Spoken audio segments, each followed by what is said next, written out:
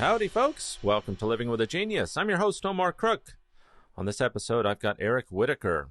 Now, this is a long chit-chat. It's about an hour and a half. I decided to just put it all together and put it up here for you. So, if you're headed to the DMV or you're getting some dental work done, this should get you through. I've known Eric for a long time, almost, I think we're pushing about 20 years now, and we talk about everything from politics and social media to the role of the artist in dire times like this. This is one of about 50 interviews that I have at livingwithagenius.com. If you'd like to hear more, head on over to LWAG Pod or livingwithagenius.com. Check them out. Lots there for you. And you know what? If you're not into it, I think I'm probably going to have Eric on every year. So at least you can tune in annually. I hope you enjoy the interview. Thanks so much for listening. And here's Eric. Let me turn that up a little bit. Oh, yeah. So we're on right now? Yeah. Nice. Well, it's appropriate that I'm... Are you texting Hila? No, yeah, exactly. I'm posting to Facebook. Oh, you are? How embarrassing is that? Dude, I'm in a Twitter war right now. With who? I wouldn't say a war. I don't know if it's a war. What? I'm prone to hyperbole. So you should avoid that stuff, man. Yeah, I know I should. I know. This is something you're good at. I'm not good at it. But maybe you took the bait? Wait, what happened? I didn't take the bait. Somehow I got... Let me bring it up. I got involved in this conversation of taxation for expats. What? For American expats. Why? What happened? Which side did you take? That they should be taxed or they shouldn't? Well, I think that I think both. I think that they should be taxed because there are great privileges. You mean these are people who have literally renounced their citizenship or just living abroad? Yeah, they're just living abroad. So they're American citizens who are living abroad. Okay. Let me adjust. So I have some experience with this. Yeah, exactly. So I thought I didn't even intend this to happen, and I didn't. So anyway, I'm being accused of being anti-American. It says, always amazed how anti-American these homeland Americans are toward Americans overseas, especially military vets. So apparently I hate military vets. Because you're saying that they should be taxed. Yeah, I think two things. I think that if you're living abroad and you want to maintain your U.S. citizenship, it gives you free entry to the country. You're already a resident. You have voting rights. You have Medicare, and you have Social Security rights. You have entitlements, and I don't see anything wrong with being taxed. What I do disagree with is how much it costs to renounce your citizenship. It's like $2,500 a person, which is the highest in the world. But wait a minute. Okay, so like when I was in England, yeah. So we were paying tax here on monies that were earned in the U.S. But sure. But if you're just saying, like, say I hadn't earned any money in the U.S., right? But I should still be being taxed on the money that I'm earning while living abroad. Oh, so just money that you're earning. Yeah. But if you're an expat, then most people are that way. They're not making any money in the U.S. They're making it all somewhere else. That's right. So I'm not really sure what this guy. Okay, but did it get angry with each other? No, I mean I try and be very. Well, I know you. What you do is you get like kind of placid, but beneath it is I'm in that phase. Yeah, I'm in that phase where I'm a little bit sociopathic, where I'll stare somebody very calmly in the eyes and smash their toy and put it in the trash.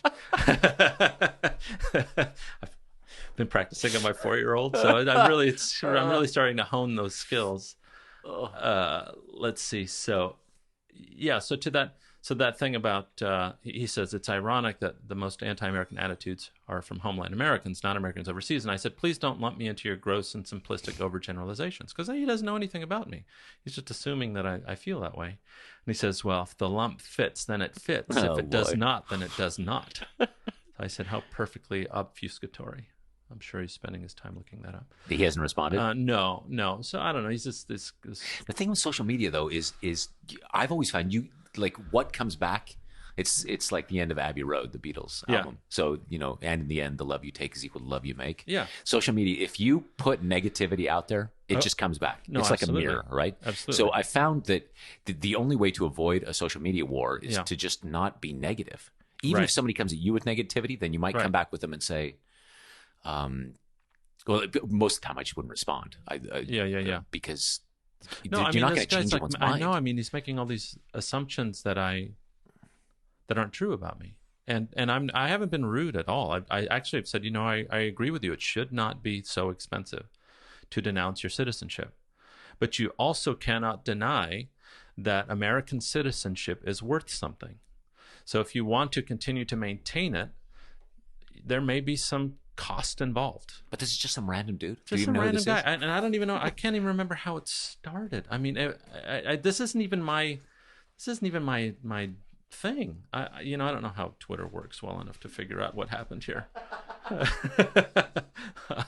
Honestly, I mean, he resorted to name calling, and I said, your comments about me are inaccurate and incredibly rude. Grow up. Yeah, but this is Twitter. Yeah, that's what happens with Twitter. It's like if you engage, if for a moment you engage, yeah, right. That kind of then it turns into mudslinging. I guess. There's no. I don't know why don't I know this already? I mean, you're not going to have a free exchange of ideas on. This guy, social media. This guy very calmly said, for a family of 4, that's over $10,000. So what was the inciting incident? And I said, you're right. I said that's expensive. Yeah, I don't disagree. That's absolutely true, and I don't think it should cost that much. If you want to move somewhere else, hell, I want to move somewhere else. But if I want the freedom to own an address here and to come and go as I please, and to have the right to earn an income here at any time, have the right to Social Security, and have the right to other entitlements. This is all on Twitter. I'm like, it's just someone you dude, don't know. You can't have your cake and eat it too. I mean, Jesus Christ. I mean, and they went so far as to call me a not genius. That's really hurtful. God. Yeah. I said, well, I don't know how this started, but he said it's terribly wrong to double tax the unrepresented. I said, you have a vote just like I do. Yeah, you're so crazy, man. How are you any less represented than I am? I learned so long ago that it's just it's a mirror. That's it. So you're not gonna can't have a conversation. Well, especially with someone you don't know. That's the thing. You don't have no idea who this person is. Yeah, no. They could be unhinged.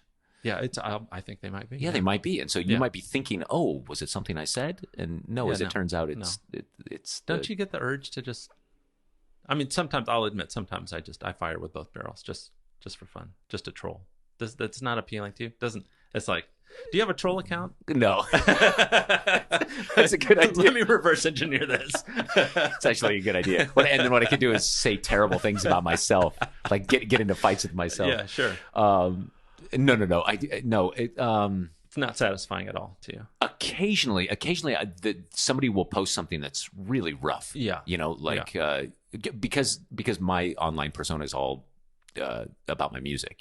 Then usually the attack comes after me or my music, as a performer or as a personality. I see. And so sometimes it really stings. Like somebody will say something, and go, "Oh my, I can't," and I want to defend it. Yeah, but it's petty.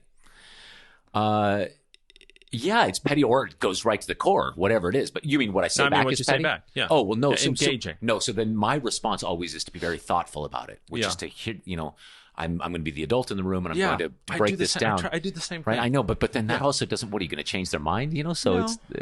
No, but maybe. I mean, I don't know. There's a part of me that says if you just roll over, history's doomed to repeat itself. That if you don't say something, whether it lands on deaf ears or not, I don't know if that's relevant. I feel like just the act of them knowing that there is resistance to their crazy ideas may be worth something, maybe worth enough in that forum. Yeah, I don't know. This is what my wife says too. She's all about, no, you need to punch back. Like let them know. Yeah. Even if one person out there lets them know this is not okay, that's what you've got to do. Yeah, but you can do both. You can be civil and adult and calm and rational and unoffensive without ad hominem attacks. But for me, it gets my heart rate up. Like if I'm scrolling through stuff people have posted to me, and then there comes this really tough message. Yeah, it really riles you up. Yeah, it's like, oh my God, it really hits hard. Yeah. And so if I engage, now we're in it, and God forbid I engage and then they come back harder, or there's other. It's not that I'm this fragile snowflake, but just like, really, is that what I'm going to do with my day? Is kind of, have this, like, I don't want to be there. I don't want to be there emotionally. I have to admit that this thing on Twitter today for me forced me to think about something I don't know anything about. I haven't really considered I've considered the emotional and practical, well, I guess just the emotional cost of moving abroad. I haven't really considered the practicalities. Like, it actually costs a lot to drop your citizenship. And I don't know why. Maybe there's a great reason. Maybe there's just a lot of people that need to do paperwork and you got to pay for it. I mean, I don't know. I don't know what it is. Yeah, well, in my experience, the whole thing is complex and Byzantine.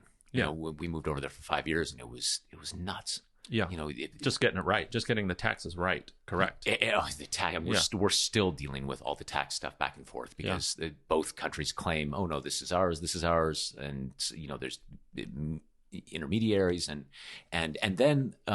But even on top of that, there's something like, so when we wanted to move and we got a visa, right, from this 3-year visa from the UK, the way it was set up, you have to go into this very specific New York office to get it stamped. But we're living in England, all three of us. So we had to fly to New York to get our passport stamped to come back. And that's indicative of a dozen different crazy just things. Bureaucracy. Like that. Yeah, just madness that costs so much money and so much time. Yeah. And so I have this special sympathy for expats because it's you really are between worlds in a strange way. Sure. I mean, had you ever considered just dropping your citizenship? No, never. Okay. There you go. Yeah. So, but at the same time, I was paying back into American taxes, so I didn't feel like I was getting all of the benefits of being an American citizen for free while living over. Right. But I guess the fact that you can move back to what is now a foreign country with no paperwork, it makes it, I mean, there are benefits to maintaining your citizenship, which obviously you did. Yeah. And the benefit outweighs the cost. Yeah, fair enough. Okay. Otherwise, it would have been a different choice, I would imagine.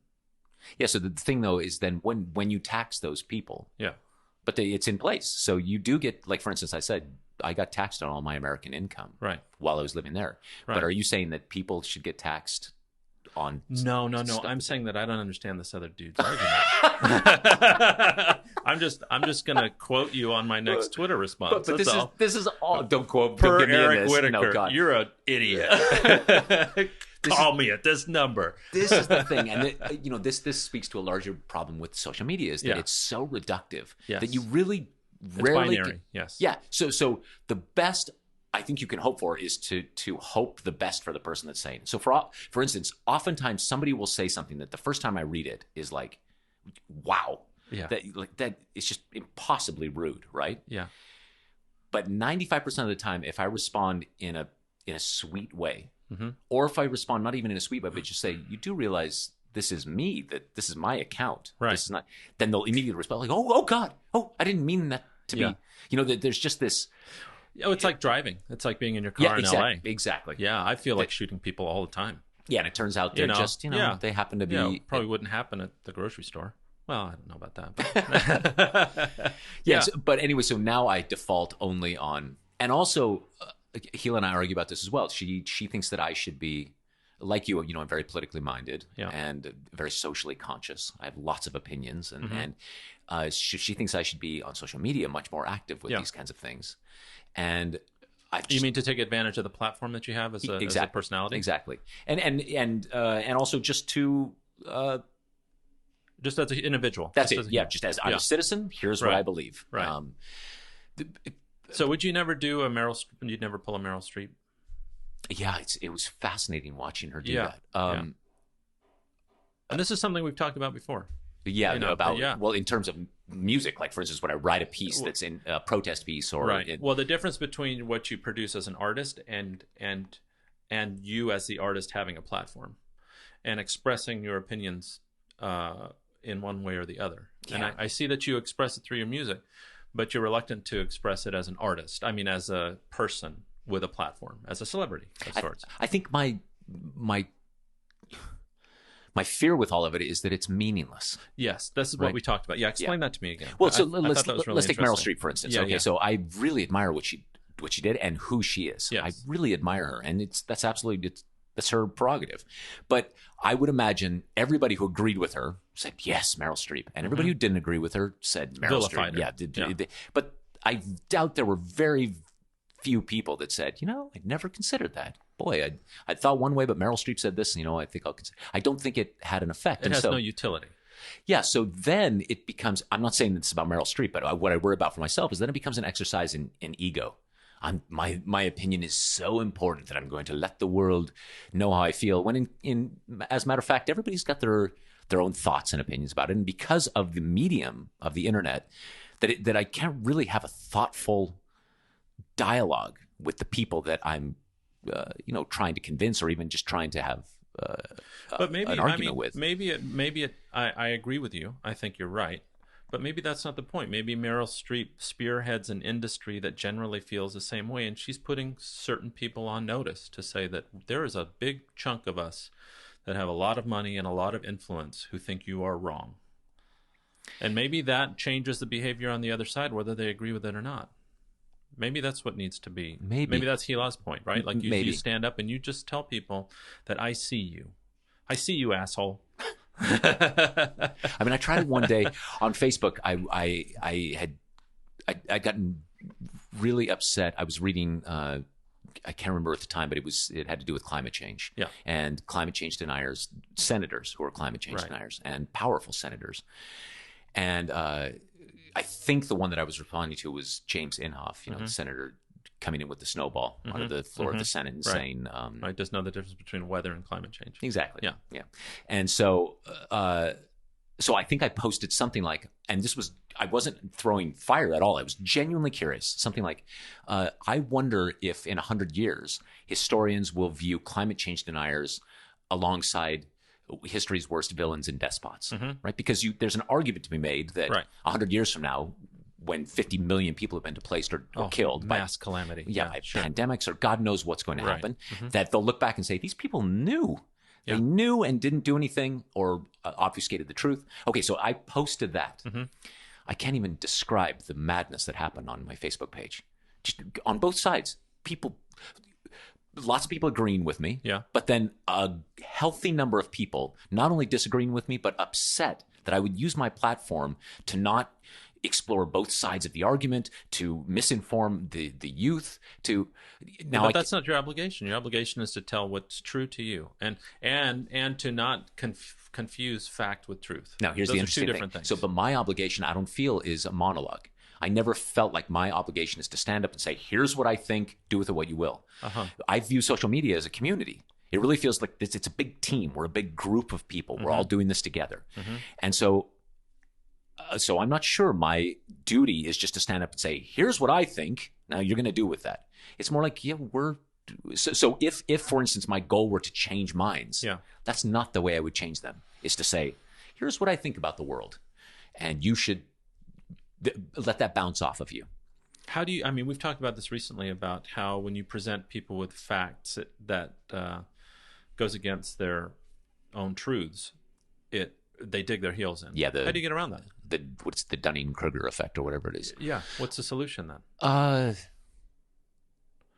So, do you just scrap them away from whatever you think and just call your senator and try and jam through your own agenda?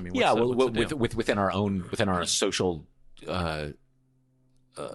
construction, then we absolutely use every tool of democracy available to you, right? So yes, you do everything you can legally to further your agenda. Yeah, and they're going to as well. That's the nature of democracy, and they vote and we vote, and hopefully we find this beautiful middle ground. Right. It's a big experiment. It's still to be seen how long it'll last.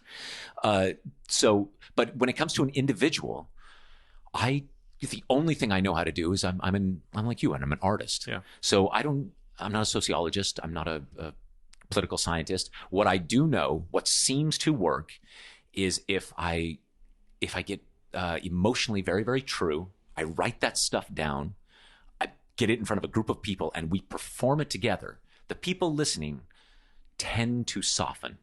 I don't know why. It's this beautiful, sociological magic, but that then it's my only response. And then in that softening, hopefully, those people also becomes a little more open-minded, maybe not even directly open-minded. Mm-hmm. And then when presented with evidence contrary to what they believe, they might just for a moment say, actually, I did. It doesn't seem to work in a linear way. I wish it would, but it's the only thing I know how to do. Yeah, I mean, do you have any evidence to that? Has anybody come to you and said, you know what, I think I've been thinking about this wrong? I mean, anecdotal evidence, but Yeah, sure. but I mean, there are studies that show, for instance, playing music in ensembles, and it just teaches and increases one's level of empathy and compassion. So those things have to be good. But generally, I think any cultural event that expresses unity and unity through difference, right? So somebody can look up and say, "Oh, they're not like me," but it moved me deeply and gave me this spiritual insight. Okay, maybe just a little bit. It's just a little bit of a building block toward this new way of thinking. Do you think it's? I mean, looking at the climate that we're in, the political climate, I see that we're just moving farther away from that. I don't know how to. I mean, we started this conversation with the expat conversation, and I. Were you saying expats because everybody's moving away? I mean, part of me feels like what is my obligation to my country versus my obligation to my family? What is do I have an obligation to that? Is it better to move away and hopefully find a better quality of life, or do you stay and fight against people whose minds can't be changed? Do we have to wait until all those people just die off? Is it a generational thing? What do you do? Like, what do you? I feel like you came back to the U.S. at like the most inopportune time. Although, I mean, Brexit is happening, so I guess you're stuck between a rock and a hard place. Yeah. Well, the funny thing is, and I've experienced this now traveling so much over the past 10 years or so, is that we're all in this together. So there's nowhere to run. Globe. Where are you going to go? New Zealand? Yes. Right. It just seems a long way away on the map, but New Zealand is as directly affected by our current administration as anybody else in the world. Sure. We're all in this together. Sure.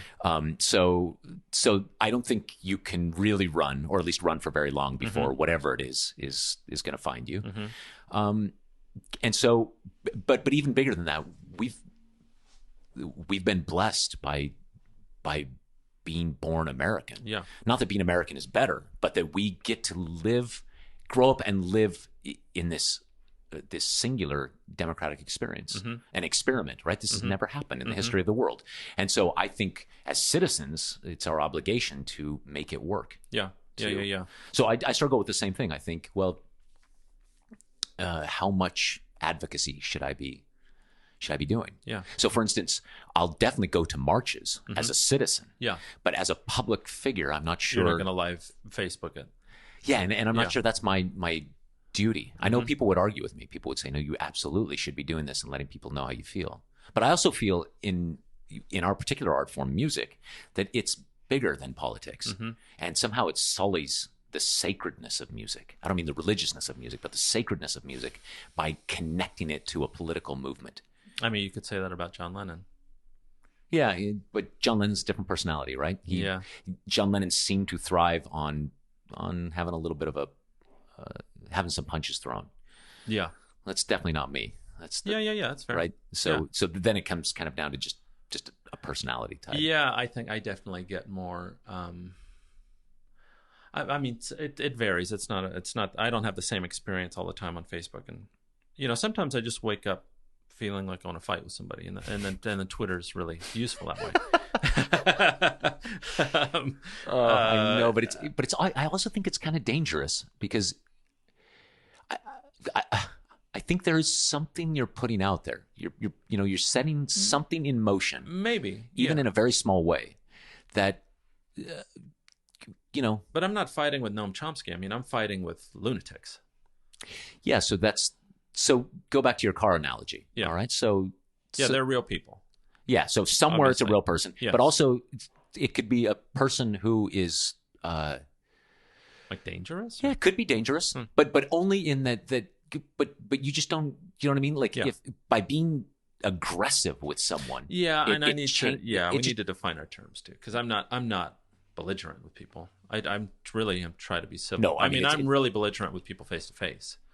But online, I take what you're saying to heart, and I really do try and be as civil and level-headed as possible. And I don't make anything. I don't personally insult people. No, I wouldn't think you would. Yeah. But yeah, but what is interesting is how many people do that. That the internet has become just kind of an exchange of madness. Insults, yeah. Yeah, the craziest things people are saying to each other. Yeah. And I think that kind of thing has actually very much contributed to our current political situation. Yeah, it's on my normalized. I know, exactly. Yeah. Oh boy, that's a whole nother conversation. On my last episode, or the episode prior to the last one, I asked my past guests to phone in what they know now that they didn't know last year, which is a question that you ask me every year. Yeah. And a lot of people came back, I think at least 2 or 3. John Talberg was a big one, who said that he's just basically going to try and give up social media and to live I read that. In the moment. And now, being somebody who uses social media so much, how do you get around that? Yeah, it was funny. I wanted to talk to him about it because I found it striking that he had the impression that social media wasn't the moment. That social media was this other life that didn't exist, but that his real life, I guess, with human beings like, for instance, is he also giving up phone calls? Right. Is he giving up letter writing? Right. Is he, what? Maybe it's a voyeuristic element of just surfing Facebook.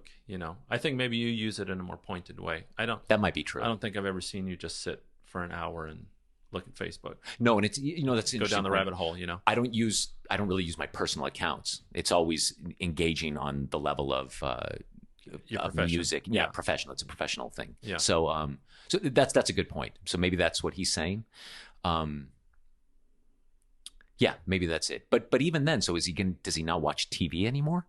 Where do you draw the line? Yeah, where is real life and where is the moment? Mm-hmm. So for me, for instance, on Facebook, I never once feel like I'm not in the moment. It's as real as sitting here with you. Yeah. So the weird balance that I find, it took me a long time to get it, but I think I've got it now, is that that there's a lot of people, mm-hmm. right? So the scope, it can sometimes feel like, oh, I'm in the world's largest dinner party. Yeah. And how can you possibly attend to everybody in the dinner party? Mm-hmm. And then there I found I was failing badly. Sure. Because every single person who would write to me, some lovely message or a note, mm-hmm. I wanted to respond. I didn't just want that to be, oh, thanks. Mm-hmm. It was very heartfelt, and I wanted to be heartfelt back. And I felt that there was a time when I was just overwhelmed by it. Yeah. What was that decision like? I found myself spiritually drained, and then I ultimately just you knew me when I was going through this. It was just a couple summers ago when I was just run ragged, emotionally run ragged, and then it kind of found its own path, mm-hmm. where it was, and then also weirdly, I don't think they used to institute it, but one of the social media platforms, either Twitter or Facebook, suddenly you could just like a comment instead of respond to a comment. Mm-hmm. You could just like it. Yeah. I don't think that's been there from the beginning, or at least I hadn't used it from the beginning. Yeah. And then I realized, a like is actually having a very similar effect. It is the affirmation. Mm-hmm. And it's not just, I like it. Oh, I like it. I agree with you. Or I like that. That there was a connection, right? Mm-hmm. So then it wasn't even just the amount of time. It was that I felt, there's a better way to play the instrument that is social media mm-hmm. than the way I was doing it. Mm-hmm. A more efficient way of playing it. Yeah, yeah. Spiritually efficient. And you I mean, how do you deal with people that don't accept that, that are just crazy? Yeah, that it took me a long time to get that too. I mean, I never see people as crazy. No, I understand. Sometimes I'm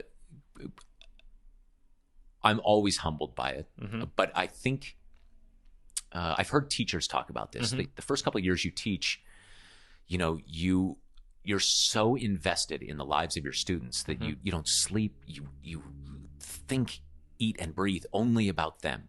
And then at some point you realize that it's actually better for them if you're a rock, mm-hmm. and then they're passing through. Yeah, and they mm-hmm. kind of got to work their thing out. They got their own life, right? But you're not in their movie mm-hmm. every day. Mm-hmm.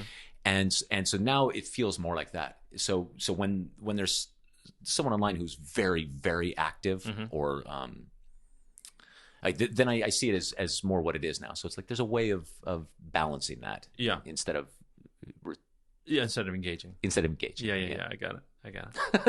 No, I understand. I know it's a touchy subject. How does Hila deal with stuff like that? Not well at all. Do you let her know or no? You just no. We started years ago. She said, "I don't want to know." It was, there was sometimes people send photos and stuff. Yeah. And do you have them here? I don't know why. I'm just curious.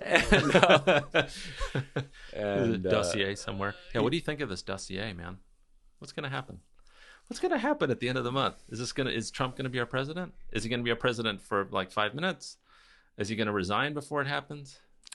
Is he just going to barrel on through? This is going to sound like the most political answer, but it's really only because I don't know the particulars. But I believe deeply in the foundations of democracy as we have set them up and have practiced them the past 240 years. But we have to agree to uphold the Constitution. That's what it all hinges on. But we will. You think so? Yep. I think the machine is so strong. It's going to wobble, and we're going to test it like we never have before. I love it. I love your answer. No, I really believe that. Yeah. I feel like it's going to get shaky and it's going to rattle loose all kinds of nuts and bolts. Also, I'm more nihilistic, so hearing this is pepping me up. Do you think I've been really depressed about it? Yeah, I feel like it's just a piece of paper now. Well, it ain't going to be pretty. I believe that whatever happens is it's going to be paradigm shifting. We'll come out of the other side of this, however long into the future that is, and we'll have a different perspective on the whole thing.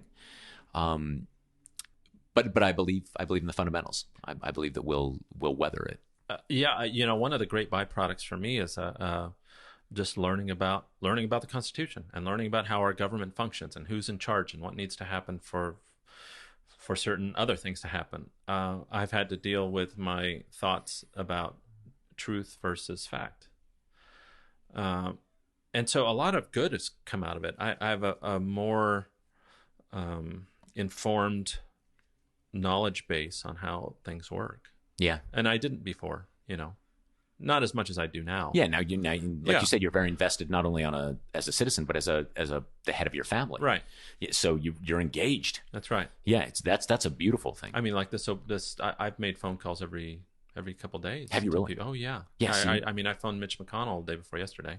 How's he doing? Fucking rat. But I left a message very simply. My name is so and so. This is what I believe in. I don't want you to do this. I will not, I will not vote for you if you do this. That kind of thing. Yeah, exactly. Yeah. Well, this is it. So then what's beautiful about that is the final realization, and I do believe this, is that the democracy is simply an idea that's being held on the shoulders of the citizens. Right. We're all part of it. Right. So that's where social media is very useful in some ways. Not to directly engage with the government, but to rally forces. Yeah, sure. I mean, it's really powerful when some leader of, Pantsuit Nation says, today we're going to call so-and-so, and they suddenly get 500,000 calls. Yeah. Yeah, it makes a difference. Makes a huge difference. Yeah, or you write a letter. You put it in the mail. But it's interesting with social media, and you were talking about, fake news and real news and everything in between. We're also at this strange time where, because you see not only the way government works, but you also see the advantages and disadvantages of these old pillars of media, where it used to only be, there were, 5, 6, 7 pillars that sort of set the stage for everybody. Sure. And now with the democratization of social media. Well, there's no curation happening now. It's all just... That's right. Everybody's got their own niche and their own bubble. Yeah. And all of that will also coalesce and codify. And everybody's scrambling to be in place to be the people too. Well, what's happened is the GOP over the last few decades has engendered a general mistrust in government and the functions of government. So it's very easy to say that the CIA is wrong when you've been telling people, even though you're part of the government, you've been telling them that you can't trust the government, and they lie, and it's all conspiratorial. And so once you've done that, you've eliminated reason and you've eliminated fact. It's all perception of fact, which is truth, and how it relates to you. It's so interesting you say that. So I was thinking about this, that so often all of these things it's a question of faith. I don't mean religious faith. I mean like faith, the idea of belief in that which is unseen, right? So an institution like the CIA, for instance, or an institution like science, we also have to have faith. Like I believe very deeply in the scientific principles and scientists in general, the scientific community. The scientific process. Yes. Yeah. But at the same time, I mostly just do it out of faith because I'm not a scientist. yeah, there's no way I can understand the inner workings of the genetic, of the genome. I can read about it. I can get a very surface idea. But ain't nobody got time for that. I mean, you got to trust the experts.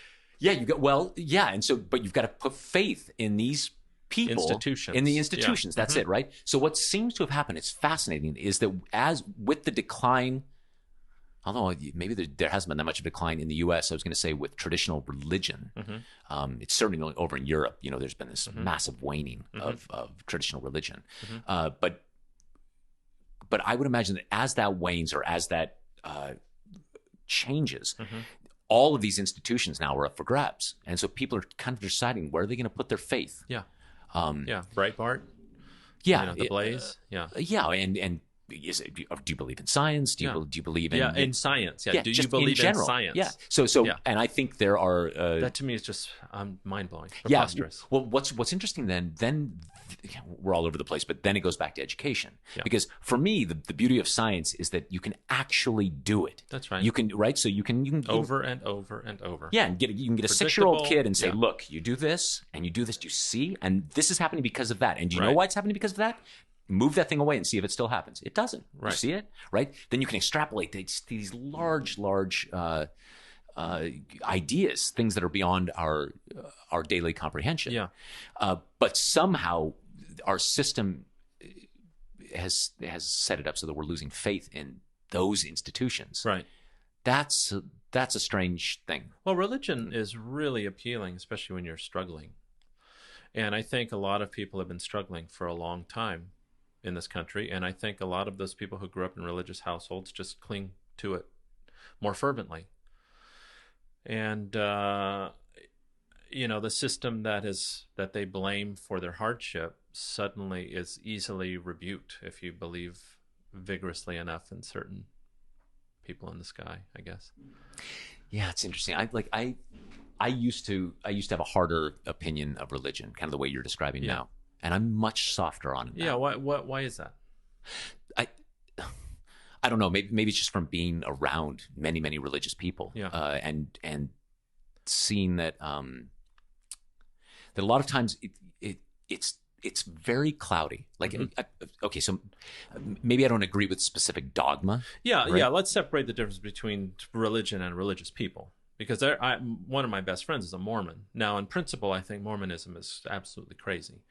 But individually, he is one of the finest people I've ever known. He's very calm and measured about the way he believes. He explains it in a way that I understand. It doesn't seem to get in the way of how I live. And we find a lot of common ground that way. Yeah. So I don't take offense to people believing what they believe in. I take offense to like this, what is this, Freedom of Religion Act or something, where we all have to basically listen to right-wing Christians and live that way. Well, that's when it gets frustrating is when they confuse not going to jail for what they believe in with forcing us all to believe what they believe. Yeah, although I actually think there are very few people like that. I think at the end of the day, most people are very similar. They want to, they want to work hard and make a living and take care of their family and raise their children and, have clean air and good food. And I think people are generally the same. And so I think that hardcore element sometimes gets, we paint with a wide brush, right? It's more, even the dogma itself, even if I don't agree with it, some of it I have great sympathy for because I think sometimes there's wisdom in the dogma. Sure. Do you know? Sure. Wisdom about how to live one's life. Well, red letter Christians are a great example. I mean, the word of Christ is beautiful. And Jesus had said a lot of great things about how to treat one another. I have no problem with the correct interpretation or an interpretation that doesn't infringe on other people's lives, not only their beliefs, but like what does it matter if your neighbor if your neighbors are two women who are married? How does that infringe on your rights? It's that type of thing. Yeah, right? that's it. And You know. I think, unfortunately, there is this sometimes this attitude amongst atheists or educated people. I like how you use this synonymously. Thank you. Yeah, well, there's a certain kind of approach Yeah. to religion that has to do with that it's because they're uneducated or because I think some of it is unfair. I don't think it's That's- uneducated. yeah, this is what I was going to say. I Right. think it's unfair as well, and then I think, but the problem is the attitude then is that they sort of throw the baby out with the bathwater. They don't realize that actually the religion is, you're missing the more poetic point, which is that people seem to be, not all people, but lots of people. I think you could make an argument that most people want and need to believe. Yes. It's part of the human condition. Yeah. And I think an atheist might argue, yeah, but it's a vestigial limb, right? It's something that needs to drop off. It's this old, but I'm I think not you're sure that's true. describing anti-theists. I don't know if you're describing atheists. I think atheists, at least for me, I can speak for myself. I have no problem with people believing what they want to believe. It's when they superimpose those beliefs on a social system that everybody has to follow. Yeah, and that is undemocratic by definition. Yeah, well, that's when it gets very complicated. Yes. I couldn't agree more. And actually, when it starts to affect policy, Yes. then we're in the weeds, because then it's hard to agree on sometimes climate change is the perfect example, right? Yeah. You've got politicians who, because of their religious leanings, simply dismiss climate change evidence. And I think it was Neil deGrasse Tyson who said the problem, or the glory of science or of fact, right, is it's going to be true whether you want it to be or not. You don't need to believe it. Yeah, so you can think whatever you want. You can be in Florida or North Carolina and ban the words climate change from all government meetings. You can if you like. The water's still going to rise. Yeah, so, and you can ascribe the water rising to some supernatural force, but it's happening. Yeah. Like it's not, this isn't being invented. There's a guy out there with a ruler, and every year it's like, oh, look, the water's coming up. Yeah, so, the argument comes, of course, with, like, is it human driven? Yeah, which is, to me, it's a little exasperating because, right, you look at the evidence and it's like, of course it is. Yeah. I mean, it's there's overwhelming evidence that there is. Let's assume that it isn't. Why wouldn't you want to clean the goddamn planet up anyway? Let's just pretend that we're not to blame. Yeah. Why should we have enough plastic to fill up, the state of Texas floating around the ocean? Why is that acceptable? I suppose the argument would be that, what you're asking would be at the expense of a free market society. That's doomed. We all know that.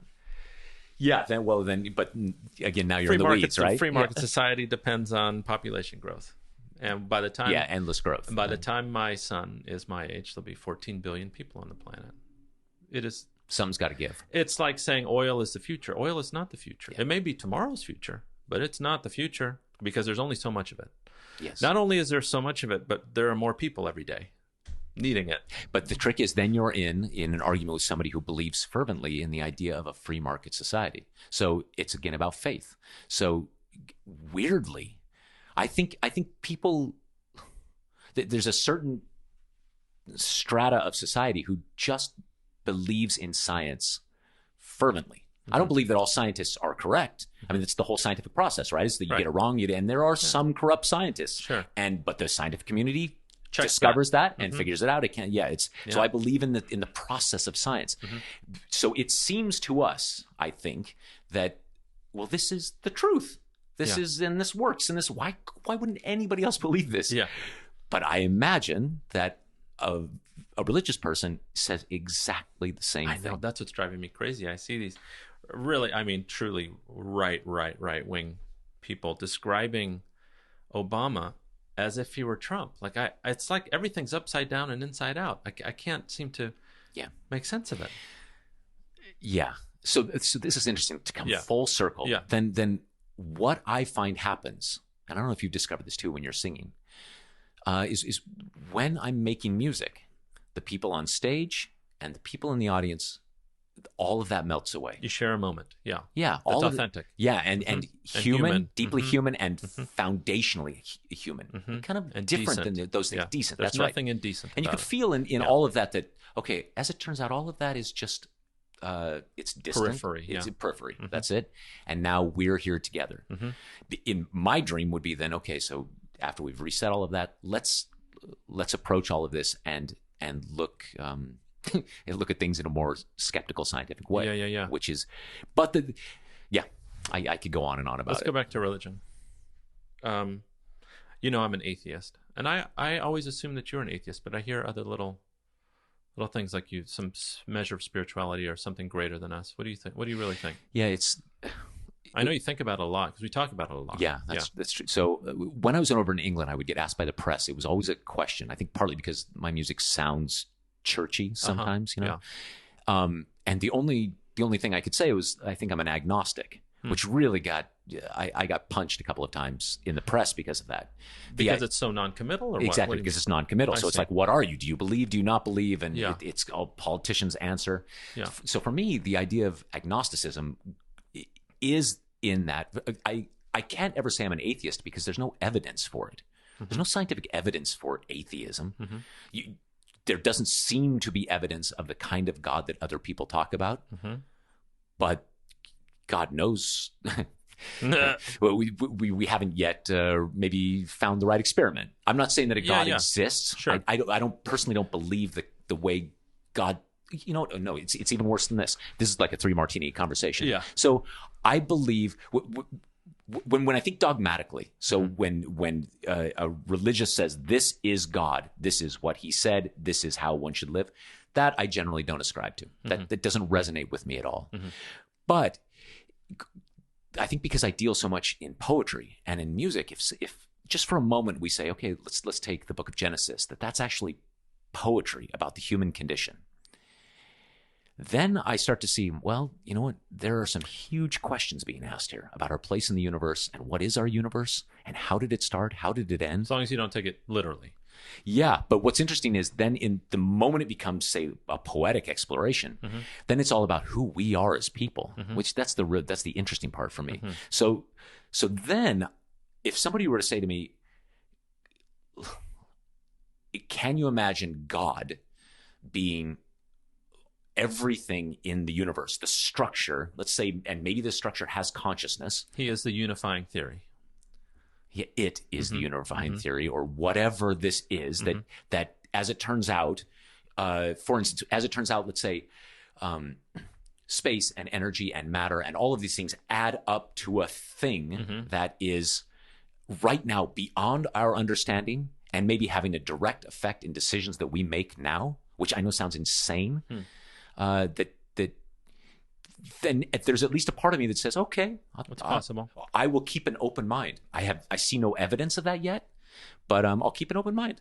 So when it comes to religion, I'm not yet ready to say nope, or God, nope, because even just defining the term God gets really tricky. Serpentine. Yeah. And usually what people mean, I think, when they say they're atheist is they say they're not Christian. At least in Western society, that seems to be what they're saying. And now I would imagine some people would lump into that, and they're definitely not Muslim. Yeah, right. No, I think personally, I see it as not having the belief in a great architect.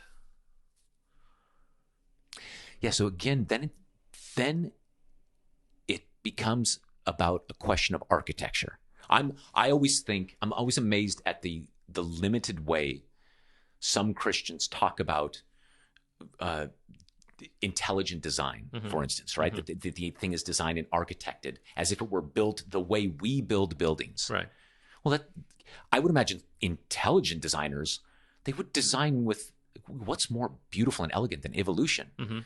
Okay, so you can imagine if somebody just set in motion, somebody or something or some force set in motion this thing, this system, how extraordinary is that, right? So then if you take for a moment and think, okay, so instead of this being and this moment, let's say the system itself is designed or is, it's inevitable that something like life would rise within the system that we live in.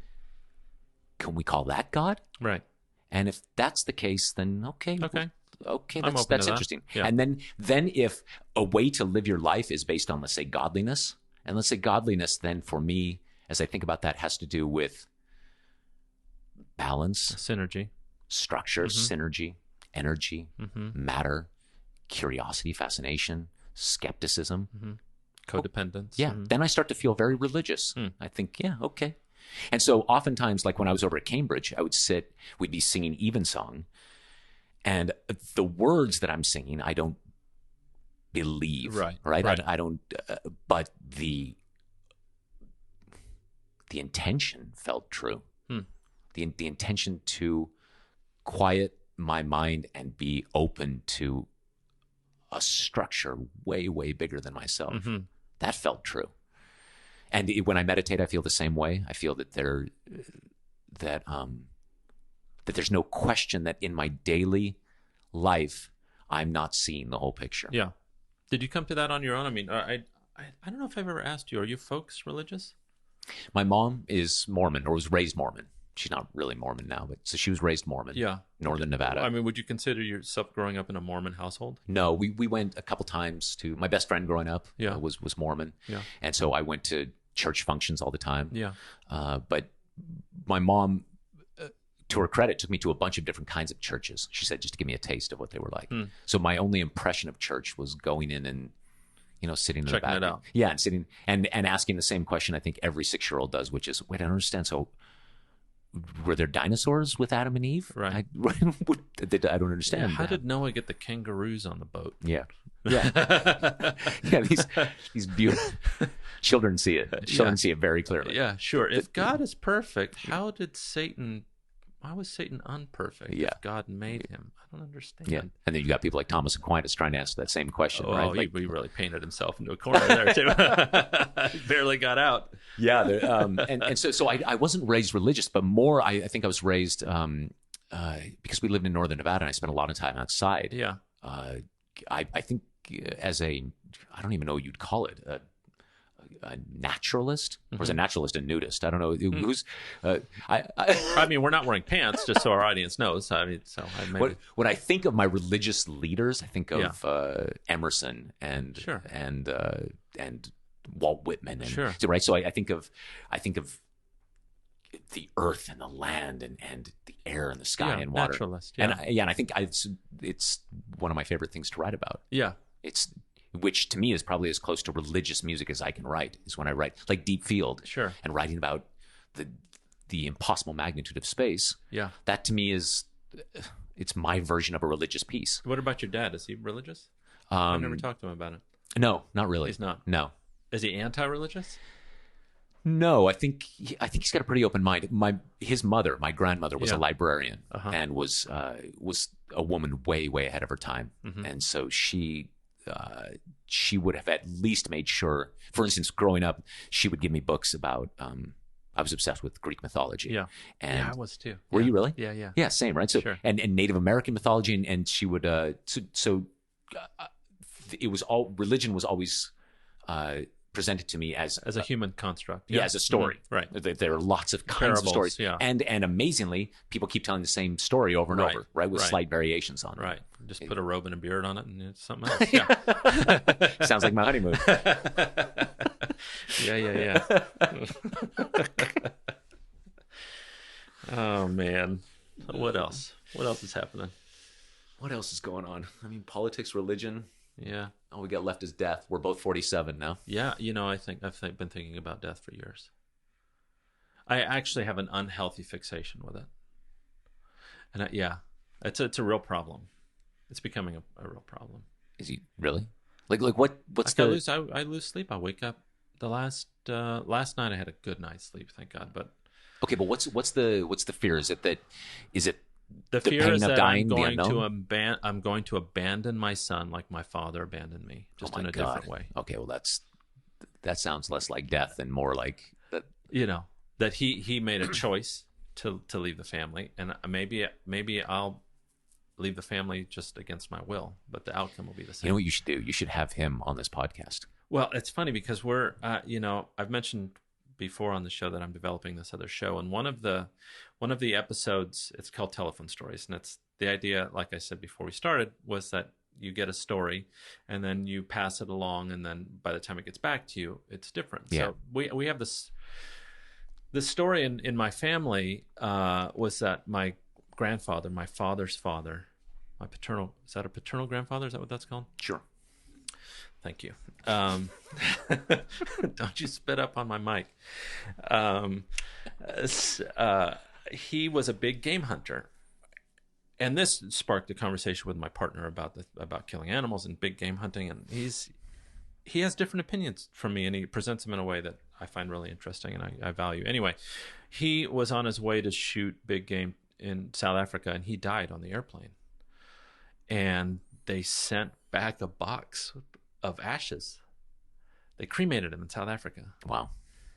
And at the time, his wife was dying of Alzheimer's. She was in the last stages of Alzheimer's, and she had been sick for a decade. And the theory is, it's not a theory, it's my theory, that he wanted to escape his situation and faked his death. Oh, so it's not actually him. That's in the that idea. box. He's in South Africa. So there's right now. this story, right? And this story is something that my partner and I have agreed on chasing down, and it involves me obviously talking to my father and his brother and his sister and my cousins on this side of the family, outside of my cousins, who I'm basically estranged from. And I've tried, and to his credit, my dad has tried to reach out, and it just hasn't really, as you know, it's still a real enigma. You may uncover a real hornet's nest. Yeah, so that's. I mean, especially in families. My God, there's so many secrets. That's the thing. Yeah, that sounds less to me like a fixation with death, and well, it's the parallel. I mean, it's the parallel of I don't want my son to have the same experience that I had, because he's now 4, and that's the age that my parents divorced. And so if I can survive this year, I will have beat the system. Oh, really? You see it that clearly, clearly. And then you will have, yeah. So I'm still married and I'm still alive and we're still a family. Like if I can get my son to 5, no pressure. Yeah, I think I've been smoking a lot more marijuana than I normally would. Does it help? For a couple hours, I guess. Yeah. Oh. Yeah. I don't want to, create some memory loss or something. I've got to figure out a way to deal with it, because I wake up really, I've been up at 3:00 in the morning for 5 days. Really? Except for last night. Yeah. And just that's it. I'm up. But not only focused on that, just kind of blind anxiety and I know. I'm pretty sure it's related to that. There are other very banal things. I want to make more money and I need to replace my windows and shit like that, just that we all think about. Yeah. But yeah, I think it's this one thing that just adds the cherry on top for me. And so maybe this new show that I'm working on will create some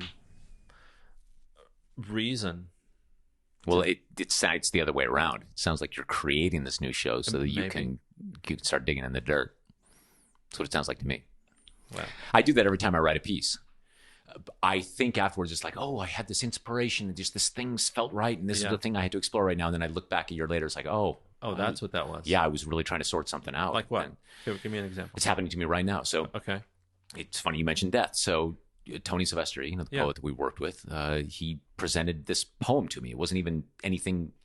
In fact, he had given it to another composer who was going to set it. And it was just a poem about his wife who had passed from cancer 11 years ago, Julie. Mm-hmm. Did you know Julie? No, I didn't know Julie. Yeah, so we were really close with her. Mm-hmm. And so Tony wrote this beautiful, heartbreaking little poem about this veil, that the idea that you saw it, right? Yeah. But this idea that we are separated by this very thin veil. The people who have passed and us were just right next to each other. Mm-hmm. We just can't perceive each other. Beautiful. And it just grabbed me by the lapels. I mean, it was like, this has to be a thing I said. And not only did I set that, but now I'm writing this large scale work, a 70-minute piece about that very thing. Mm-hmm. Now, only now am I able to look back and go, oh, actually, this is why I'm so passionate about it resonated with me because it's it's exactly what you're talking about. It's like I'm starting to come face to face with my mortality. Sure. I can look in the mirror and go, that's weird. This is not an abstraction, right? I'm actually getting older. Yeah. This is actually it. And I meet someone who's 60, and that's only 13 years, right? Yeah. And 60, then you see physically, and also you see kind of emotionally. You see choices they made and where it got them. 60, not even career choices, just life choices. Oh, the family's home. Nice. Speaking of, so I think I'm obsessed with the piece because of that. Yeah, let's take a break. That's all right. Will it be okay? Yeah. I mean, we can talk about it too. Totally fine. Asking if you don't want him to come to dinner willingly. He's been dying for pizza. So if you are willing to go to a place that has that would be great. Well, we haven't eaten it this week yet, so it's fun. It's good. Okay. Why before we take a break, you said maybe we should do another interview. What do you think? Oh no, so it's great. It's just a chat. No, I'm always hyper aware. Like, are people interested in? Yeah, I don't know. Politics? Probably and not. Religion and I am. Okay, well then that's it then. Great. No, so I can't take a joke. No, it's a thing that I need to get over, because it's like I'm always like when I'm programming for a concert, when I'm trying to find the right set of pieces. Yeah. And frankly, even when I'm composing, I'm always hyper aware of people losing attention. Like God, what they're going to think. In a way. No, but less about them being judgmental. Yeah, but more about them losing focus. Okay. Like there's there's certain kinds of music that forces you to lose focus. Like say Philip Glass, right? Where it starts and you hear it 3, 4, or 5 times, and at some point you just surrender. You're like, okay, right. I guess it's just going to keep doing this. Right. And then you find yourself in this state of bliss because of it. It kind of takes you to this other place. I have such a hard time with that. I want the audience to be like... Is it too risky? No, it's not risky. It's that I'm just worried that it's going to be boring. And it's like you just attention floats away, and it's like, that's not what I want. Is like, just engage, like right here, right? Like every moment is electric.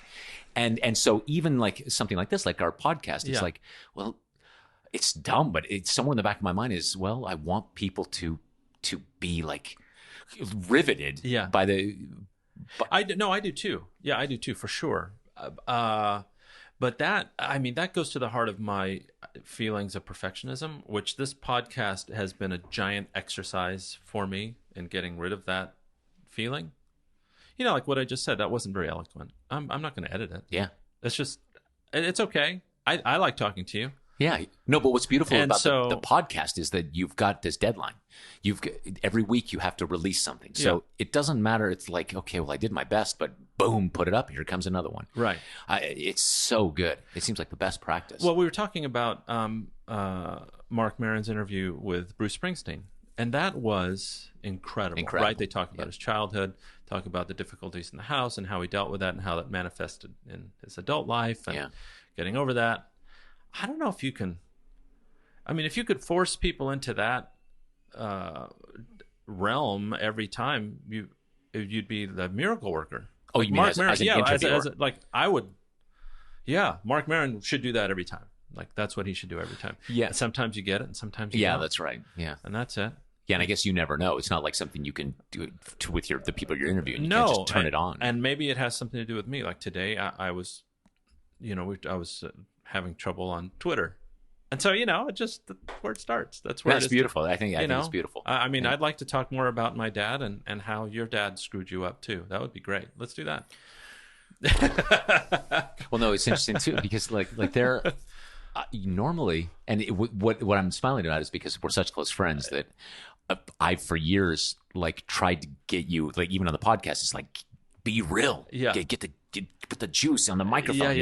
Start digging Sometimes in the dirt. Reality's boring, man. Sometimes. No, exactly. But then I think about my own life. It's like, hey, I don't know if I'm really gonna expose that. Do you know what I mean? Because even with my parents, they're alive. They're people. Yeah. Does your mom listen to this? She listens to all of them. Holy God. And so every week I get a call. I didn't know that when you were a kid that you masturbated on the teacher behind the gym. You know, And what is that? yeah, you know, I remember it's always something. She always calls and she's like, "Oh, I didn't know that. Why didn't you tell me that back then? I didn't know you were so upset." Or I'm like, I don't know. That's I'm amazing. a man, I guess. I Maybe, don't know. maybe with my parents, I don't know if they would. I don't know if we have that kind of relationship. I think I'm worried that I would really hurt them. Like I look at Mark Maron. Mark Maron talks about It's crazy his what he dad says and how about it. I he's know. bipolar and Crazy. Yeah. But you know, that's also that's where you blur the line, or maybe you make very clear the difference between fact and truth.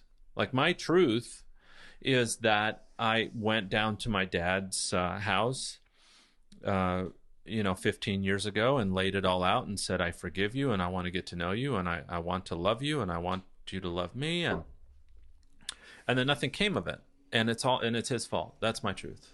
When maybe the fact is that he doesn't know how to deal with it. He had a terrible childhood himself. He's a terribly injured person. I need to look at him as a human being and not my savior. And I'm 47 years old. I don't really need him to be my daddy anymore. And maybe that's unreasonable of me. So there's the truth is in there somewhere. Yeah. So then the question is, and this is a really interesting question for the age we live in, is that a public battle or is that a private battle? Well, I think, but the nature of my deciding to produce this podcast, that's what I'm makes saying. it a public battle. You're making it a public battle. I'm making it a public battle because I have been unsuccessful in the private side of it. So maybe, maybe talking about it. Try it in public. Maybe somebody's going to write me an email that's got all the answers to my questions. Yeah, maybe that's it. Maybe that's the key. Yeah, but it's amazing. Like I just worry about my parents, like actually hearing and really, they. Now, one thing I do know is that I cannot say anything that at least a few thousand people have been, I think there's a real problem with thinking that your problems are so specific and so precious when really, like if I talk about my dad kicking us out of the house when I was 4 and my parent and my mom and I driving to Redlands from Ensenada in a Datsun B210 with bald tires, I guarantee there's like at least one other person that's happened to. Of course. It's like I don't think that my problems are so unique or special. It's that I think, I don't know why they would, although my mom might be. I was working with the choir today. I haven't told you this yet, but one of the kids came up to me afterwards and he's like, "Oh my God, I'm obsessed with Omar Crook, with your podcast. He listens to it all the time." Yeah. And it was because I was talking about you and the piece that I'd written for you and Amy. Yeah. Anyway, it reminded me again. It was like, oh yeah. Omar's got a fan base. They're out there. So like I was thinking, for me, if I say something about my parents, then it's possible that my mom would hear it. Of course she'll hear it. But this is the thing. Why is that? Because then I might say something that could just devastate her. But if it's true, even if it's true to you, even if it's true, that wouldn't open up a dialogue between the two of you to maybe come to some better understanding. And in the movie version, it would transform your relationship. Yeah. I mean, I don't know. Yeah, in the Matthew McConaughey Jennifer Aniston movie, that's exactly what would happen. But life isn't like a movie, and our family is, stoic and waspy, and like God knows what kind of can of worms I could open. Is that worth denying the way you feel about things and maybe having the opportunity to resolve some things that will actually end up bringing you closer? Okay, but that's a different question then. Yes, all of that is good what you're saying, but does that need to happen in front of thousands of people? Could that happen with a site? Nobody listens to this. Let's just talk, man. I love this. I mean, I feel like, but that's the paradigm that I come from. I mean, I remember sitting at the dinner table. I don't even know if I can say this because it's such a terrible word, but I must have been 10. We were all sitting at the dinner table. There may have even been company over. And I said, "Mom, what's a cunt?" And she very calmly said, "It's a derogatory name for a woman's vagina." She did. Yeah. Wow. And I said, "Oh, okay, can I have some more spaghetti?" So we come from a long line of folks that way. I just saw Captain Fantastic, and not in a literal way, but there were some things about that movie that reminded me of my childhood, where people are just very frank and matter of fact, and then you just move on. It's not even that you just move on. You have nothing to move on from. It's just in the course of conversation. Of course. Yeah. No, so maybe that's not where you come. Maybe that's not. Well, here's the thing though. So for the of the 10,000 people listening, 9,998 of them, they can take it however they want. Yeah. It's my mom and my dad, the actual people that could hear it and then just think, yeah, like for instance with my mom, it would devastate her to know that something she had done had somehow been hurtful to me. Devastating. Yeah, I mean, we share that. Yeah, for sure. Right? Yeah. Like I mean, destructively devastating. Yeah. So okay. So I do temper that. Of course, I do. Right. The same so I would be very careful. Yes. And now my dad he's been struggling with all kinds of health issues. Yeah. Same thing. So if I were to say, this, I can trace this very clearly back. And then also, I don't know if you feel this, but the moment say I think about something about my dad and the way I grew up, I'm suddenly flooded with waves of regret about my own abilities as a father, because I have this image of who I want to be as a father. Yeah. I try my damn best, but I know sometimes I fail. Oh, me and too. I think, so say this moment when I just lose my temper, all right? Really lose my temper and shout and say, this thing. Is that what 20 years from now is my son on a podcast and that's what he remembers? Right. What does he remember from his child? He remembers, oh yeah, my dad, he was volatile and scary. I think about this all the time. And right? So when I think about talking about my dad, I feel like, well, what right do I even have to be making a narrative about what that relationship was? Because first, I'm sure I'm cherry picking, right, to kind of construct my own little narrative. And then second, don't throw stones at glass houses. Have you ever thought about going to your, and I'm asking this of myself too, like, have you ever thought about going to your dad and saying, this thing that happened, A, really bothers me, and B, probably because I can't make sense of it, and I need your opinion on what happened. That's what this new show is all about for me. This telephone show. That's the premise. It's a good way to even frame it. What's your version of the story? Well, so what's interesting is, like, I've had that conversation with my mom about certain things, and my mom will say, "No, it didn't happen at all like that." And I know creates dissonance. Yeah. Yeah, because it's.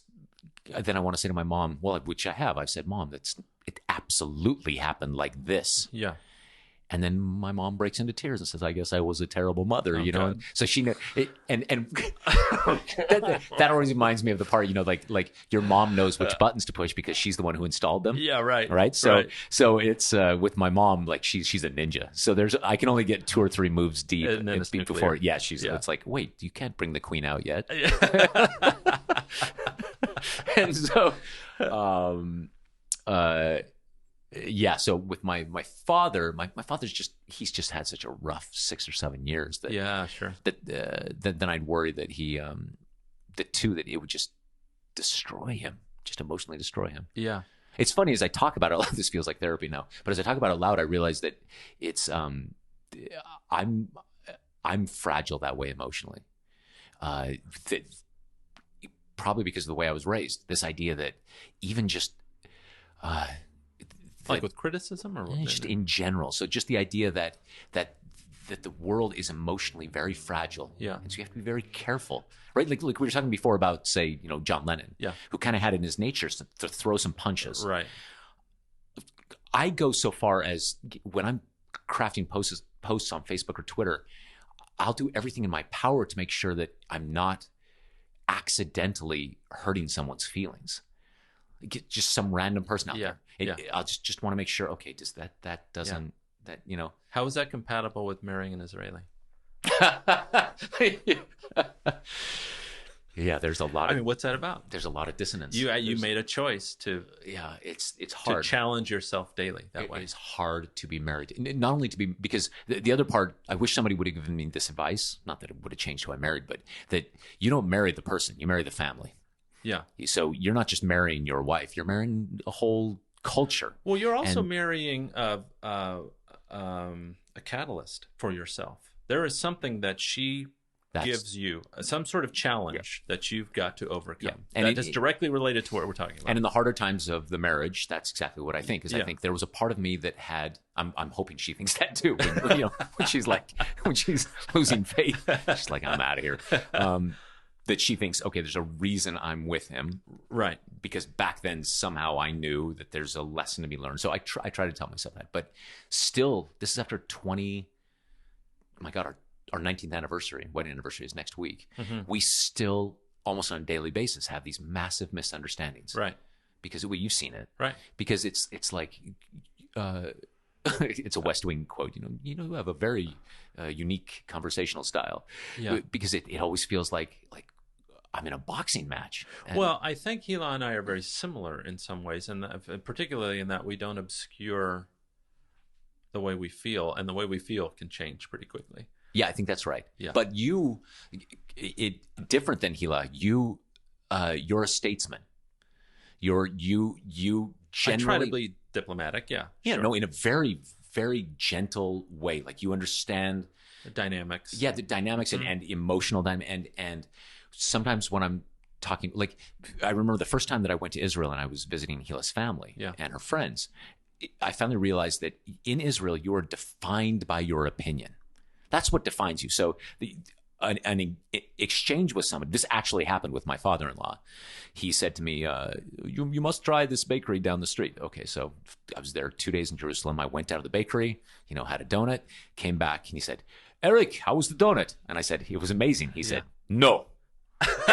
Okay, so at the time, with my West Coast Buddhist waspy upbringing, it's like, what does that mean? Yeah. Oh, okay. So I didn't realize that really he has an opinion, I have an opinion. Now let's fight, and that's how we talk. That's how we get together. That's how we're friends. Intertwine opinion with the person. Yeah, and so but then what will happen is you've got to then pick a side. And for me, where most of the world is so liquid and not black and white at all, nuanced. That's how I'd like to think about it, but also sometimes just plain old indecisive. Right. Like I don't know what way it is. Right. That kind of thing doesn't do well with a more black and white kind of way of talking. And so what I find I do then is I start to rise up into this black and white world. Yeah. Where I find myself becoming hyper opinionated. Yeah. When actually I really don't care one way or the other about something. Yeah. Do you know what I mean? Yeah. Or I'm wide open to it. I want to know all sides to it. But then I find myself picking sides just so that I can I'm in the ring in a way. Yeah, it's funny because the older I've gotten, the more decisive I've become about my opinions and my beliefs. Really? Yeah, and I think that kind of falls into the paradigm of just being a grouchy old man. I see that myself a lot. But I think this election has really forced me to draw lines about what I believe in and what I do not believe in, and how that relates to right and wrong and true and false. And so I've become, maybe it's a defense mechanism, maybe it's a way of making sense of the world or having some measure of control about what I think things should be. But I feel like Archie Bunker sometimes. God, it's weird. I feel like I'm going the exact opposite. Yeah. I feel, that question, the one about what do you know this year that you didn't know last year. To me now, what I know now with some certainty is that I don't know anything. That's how I feel. How is that not unnerving and just absolutely terrifying? Well, weirdly, that's where I live. Yeah. I'm most comfortable in wide open spaces where I don't know, and it's moment to moment to moment to moment. So I actually get, I think, more anxious when things are stable and concrete. That's not my default setting. I think it's why I've chosen the life I have, which is the kind of life where tomorrow morning an email could change my life. It happens all the time. And so I'm going the other way. I can imagine myself being, if I make it that far, say 75, 80-year-old man. Yeah. One of those old people who just smiles all the time. Just, you just see them kind of looking at the world. It's like this dream. Crazy. I can't believe it's happening. Children and cookies. Because it's, I still feel ups and downs, and I still feel anger and pain and sorrow, but more and more, it's just it's an ocean, it's a sea of wonder, not confusion. Yeah. You hear the children outside? Yeah. This is a good omen, actually, for exactly what we're talking about. Yeah. Read a book. You're the future. These poor kids. This generation is going to be pissed off when they get old enough to figure out what's going on. Yeah. Figure out what we've done. Yeah. They're going to say, "You did what to our planet? What?" I hope that's the case. I don't know. You may be wrong. I hope so. I mean, I'm pretty sure my son will feel that way, but sometimes they just turn out to be the opposite 'cause they're assholes. I mean, I don't know. Your kids are gorgeous, man. They're beauties. Yeah, so I guess I feel, in my best days, I feel full of wonder. Okay.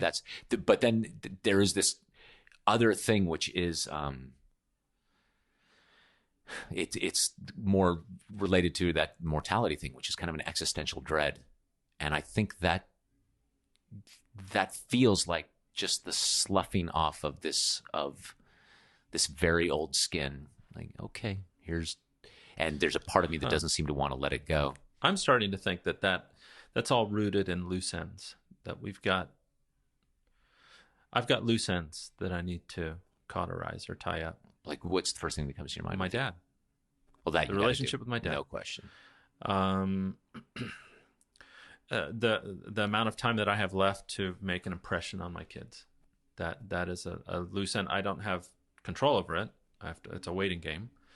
And I literally just need to survive my way through that to have an impact on my kids in the way that I hope to have. I mean, I don't know. That's where my anxiety comes from. Yeah, but loose ends. I mean, there are past injustices that I've committed that I feel like I need to. I know, but then it's a slippery slope. Like, are you doing that? Am I doing that for myself or for the benefit of it? It's really just for myself. Okay, so now let's go back to religion. All right, so I think about something like Yom Kippur and like in the Hebrew tradition, where once a year, the airing of grievances. Wait, that's not Judaism. But that once a year you atone for your sins. Sure. You find the people that you've wronged. You apologize for it. You own up to it. That is beautiful. That is a beautiful social construction that's intertwined within the belief in the religious system. How that apology is received is not a part of the equation. No, it's just the act of doing it. That's exactly right, because it humbles you, it polishes you, and also it like you said, it ties up some loose ends. It absolves you of carrying around the guilt of not acknowledging it to the other person. And so that's an example of baby being thrown out with the bathwater. So if you just dismiss Judaism, well, there's a lot of really good stuff in there. And so anyway, yeah, I hear you. The thing with loose ends is, and maybe this is total denial, but it's I'm not ready to tie up loose ends. I get a lot of stuff to. There's still a lot of liquidy stuff. That's nice. Yeah, I think so. I hope I sleep better tonight. Hey, let's get to plugging some stuff. What are you up to? Let's do it. Got the big tour coming up. Yeah. What's that about? So I'm bringing over my choir, the Eric Whitacre Singers, from England for a 6-date East Coast tour, plus Milwaukee and then Minnesota. And 18 singers. We'll do some of my music. You're not coming to the West Coast? No, unfortunately. I see. It's amazing, the tours are so hard. They're really, really expensive. And logistically, everything. Everything. Yeah. It's people are so gracious. I'll announce on Facebook. It's like, yeah, we're coming to Philadelphia, and people say, oh, but what about Seattle? What about Phoenix? And right. I would, if it were up to me, I'd come to every small town in America. Are you self-producing it? Like, are you paying for it? How does it work? So that's the thing. The way it works is the presenter will say, yeah, we'll pay for this. But they've got to know a year and a half, 2 years in advance. Is this per venue or is this for the whole tour? Yeah, so then that's the tricky part. Yeah. So the venue will say, we'll pay this amount for your concert, plus maybe this amount extra, let's say, for rehearsal. But then what you got to do is you got to cobble all that together to pay for fees for singers to come all the way to fly over, their visas, their per diem, airfare, their food, all that stuff, insurance. It's a thing, you know? And so even just to finance a 5 or 6 day tour, it's a ton of money. And a big undertaking. Yeah. And so, but anyway, it's my passion. I love it. And so, yeah, we'll do some amazing concerts, and we'll end at the ACDA National Convention. Nice. Have you picked the repertoire already? Yeah, mostly. So we'll do. It's called Music for Sacred Spaces. Mm-hmm. At least that was the idea. Mm-hmm. And so, of mine, we'll do Luxorumque and Saint Chapelle, and a new piece that is from this thing that I'm writing with Tony. Yeah. And I'm going to do a cover of a pop song. Yeah. And what else am I doing of mine? Leonardo Dreams of His Flying Machine. Nice. And then we'll do Sleep, and then we'll also do Go Lovely Rose. And Go Lovely Rose because it's the very first piece I wrote. Yeah. It's for my conductor David Weiler, the guy who changed my life, and it's so that we can end up at the National Convention and sing that as the last piece on our program. Oh, that's lovely. Amazingly, when we sing at the National Convention, it'll be 25 years almost to the day that we premiered Go Lovely Rose at a Western Regional Convention in Hawaii. Wow. In 1992. Yeah, we're off by a week. It's incredible. So I'll be able to stand up. How's the piece with Tony? How's the piece of Tony's coming along? It's good. Yeah. It's because I know sometimes I can always tell when you're working on a piece when we get together. Can you really? Oh, always. Why am I like? Yeah, you're just an cloudy. asshole. Yeah. No, yeah, no. You know, you're always thinking about. You're thinking about it. Yeah. Just like it's like when I'm studying a role. It's always. I've got a solo coming up tomorrow for rehearsal. So and you can see I'm not engaged. No, totally. Sometimes it depends on what part of the process you're in. Really? Yeah, like right now, I think like, oh, you seems to be under control. Yeah, you're more not stressed out about it. Yeah. Oh, is it? Yeah, you can tell when it's I'm when you're like got writer's block, or I don't know if it's writer's block for you, but that kind of thing where you're still hashing it out. Yeah, I think that is it. Oh, it's funny. I'm getting butterflies talking about that part of the process. But yeah, it'll be done. It'll be ready. Yeah, it'll be something. Yeah. Yeah, I'm just trying to find it. The thing with Tony, it's fascinating because we're building this huge piece together, and so first he's got to go really digging in the dirt because it's about death and about his wife personal, and passing. yeah, Very, very personal. And so some of the poems he sent me, just I burst into tears as soon as I read them because you think, my God, first to live that and then to write about it. Mm-hmm. And then to trust me to put some music to it. Mm-hmm. And then I'm in this weird spot where say it's a 70-minute piece. I know the general architecture of it, but so far all I'm writing is unbelievably slow, meditative. It's like the most emo piece ever. Yeah. And there's a part of me that's like, okay, just keep working on it. It's all going to have shape and it's going to have form. But right now, I think there's no way people are going to just sit There's down. that voice. Yeah. That's like, oh, I'm going to 70 minutes of like, okay, we got it. It's bad. Yeah. Do you ever just scrap it? Has that ever happened when you've gotten so deep into it and then you're like, oh, this all the time. Yeah, all the time. There's this damn piece that I've been trying to write for years that I'll work and work and work on it. I know I can't crack it. I can't solve it. Huh. Well, your piece, I carry your heart, which nobody on this podcast will have heard. Yeah. How's that going? Is that going to work out? Yeah. So it's done and everything. Yeah. It is. Yeah. The rights to it and everything. Yeah, the rights. Yeah. It's just I mean. a long, slow slog to get it, but yes, we'll get them eventually. Excellent. So, but John Byon's group, Riverside City College, is going to perform it at the National Convention, and so awesome. So we'll kind of introduce it to the world. Yeah. But that's the perfect example. You asked me to write that piece for your wedding. 6 years ago. Yeah. And I sat down and I had all this material. Yeah. And I was like trying to make it happen. And I just couldn't do it. Well, to be fair, I mean, I put a lot on your plate during that time. Yeah, but like sometimes it happens and sometimes it doesn't. And I just couldn't, so I just threw it out. I was like, nope, that's not, and 6 years later, suddenly there's just one literally it was 2 notes that did it. So I'll have to show it to you on the piano, but basically what happens is. What were you doing at the time were you at the piano when you figured it out, or? I was listening to Peter Grimes. Uh-huh. Okay. So in Benjamin Britten's Peter Grimes, there's one of the interludes.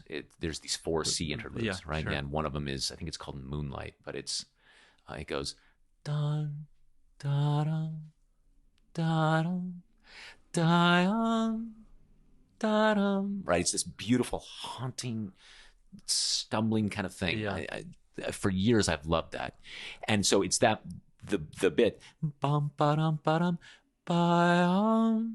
Those 2 notes, okay? Mm-hmm. So somehow, for whatever reason, I was listening to it and it connected to the poem, I Carry Your Heart. And I thought, oh, I think it's because it has the same emotional, there's this bittersweet, innocent longing there. Yeah, for sure. Yeah. And then I thought, okay, so what you do then is you take, let's say that's an alto line. And then you take the sopranos. They're going to be on this G. Or it's a G in the piece, but they're here. Then the altos endlessly throughout the piece. They're coming right up the G. So they can't ever unify. Right. So they're constantly bumping, but never once in the piece do the sopranos and altos unify. They're always just touching. Then the sopranos move away, come back. Sometimes the altos sing a G and the sopranos are way above them. And as the sopranos come down, they move away from the G so that they're never. And then the final note, I Carry Your Heart, right? It is then the sopranos are holding that G, and then we hear the altos, they resolve, boom. So that's all I needed. Somehow it took me 6 years to think, oh, that's the way in. Those two notes, that's the key to this whole thing. And does that happen a lot? Yeah, all the time. The worst part is it sometimes takes forever for something like that. And doesn't seem to be any elixir. There doesn't seem to be, if I'm working out or if I'm sleeping well or if I'm eating right or with my friends or doesn't seem to be anything that causes that connection to happen. For me, it's boredom. Boredom causes that connection to happen. You know what's interesting is that's what they say is the key, right? First you have a data prime, right? Yeah. You fill your head full of plays and musicals and movies and then you get in a place where you're bored and your mind just starts making these distant connections. Yep. That's what I mean, I used to. It's always when I'm in the shower or like ironing, something really just mindless. And I think that's where I think that's where, like we were talking about earlier, where social media kills a lot of creativity. That's one of the terrible byproducts of it. That I agree with. Yeah. And I'd say less social media for me and more just internet obsession. Just screens. Screens. Like, for instance, I'd say for the last year, my hobby has been the election, right? That's been every free moment. I'm obsessed. The podcasts, the endless websites, the pundits, the prognostication, just same thing, right? Yeah. So, and there's no question that it's taking away from my focus. Yeah. Sorry, man. Yeah.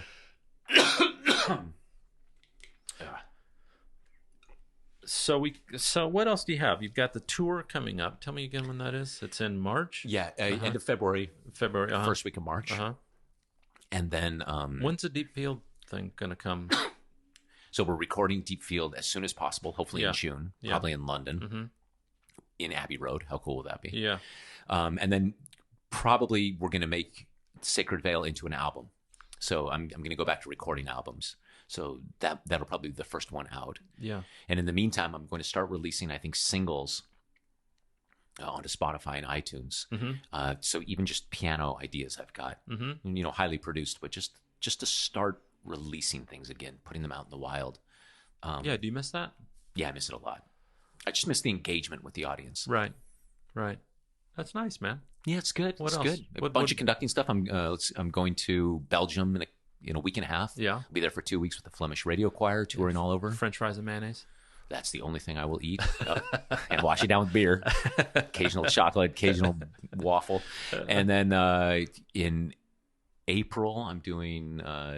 I'll be the beginning of May, I'll be in Amsterdam. Yeah.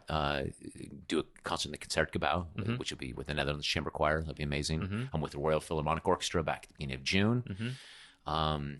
With BBC Singers in July. So yeah, it's exciting. Yeah, it's good. It beats working for a living. Yeah. Well, what did we cover everything? Yeah, I think today we did, man. I think we solved it all. Until next time. Until next time. Until next week. All right, man. It was great having you on the show, man. Love you, brother. Love you too. Thanks. Well, there you have it, folks. That was yours truly with Eric Whitacre. I want to thank you for hanging in there. I hope you found our conversation to be interesting. As I said earlier, if you'd like to hear more interviews with fascinating people, head on over to LWAG Pod or livingwithagenius.com. send me a note. Say, hey, I really enjoyed your interviews. Thank you. Or you can call the number. There's a number on the upper left-hand corner there on the website. Give me a call. All right. Thank you so much for listening. Hope you all have a great week. And until next time.